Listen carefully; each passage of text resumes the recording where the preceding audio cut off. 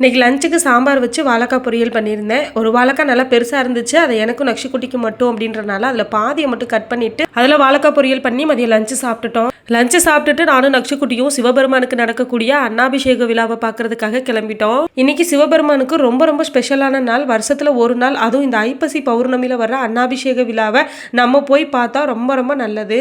இந்த பௌர்ணமி அன்னைக்கு அவர் அன்னத்தாலேயே ஃபுல்லாக அலங்கரிச்சிருப்பாங்க. நம்ம போய் அவரை பார்க்கறதுனால அன்னத்துக்கு நமக்கு எப்பவுமே குறைவில்லாமல் இருக்கும். அதனால எப்படியாவது அவரை போய் பார்த்தே ஆகணும்னு மதியத்துக்கு மேலே கிளம்பிட்டோம். கோவிலுக்கு போனதுக்கப்புறம் பார்த்தா இவ்வளோ கூட்டம் இருக்கும்னு நான் கொஞ்சம் கூட எக்ஸ்பெக்ட் பண்ணவே இல்லை. சரியான கூட்டமாக இருந்தது. எப்படியாவது இன்னைக்கு சிவபெருமானை பார்த்தே ஆகணும்னு சொல்லி லைனில் நிற்க ஆரம்பிச்சுட்டேன். 1.5 மணி நேரம் ஆயிடுச்சு லைனில் நின்று சாமி பார்க்கறதுக்கு. ரொம்ப அழகாக சாதத்திலேயே அலங்கரிச்சிருந்தாங்க. பார்க்கறதுக்கே ரொம்ப சந்தோஷமா இருந்தது. இன்னைக்கு நாளில் குலதெய்வம் கோவிலுக்கு போய் பொங்கல் வச்சு வழிபடுறதும் ரொம்ப நல்லது. குலதெய்வம் கோவிலுக்கு போக முடியலன்னா வீட்லேயே குலதெய்வத்தை நினச்சி பொங்கல் வச்சு வழிபடலாம். நானும் இன்னைக்கு கோவிலுக்கு போக முடியாதனால வீட்லேயே பொங்கல் வச்சு சாமி கும்பிட்டேன்.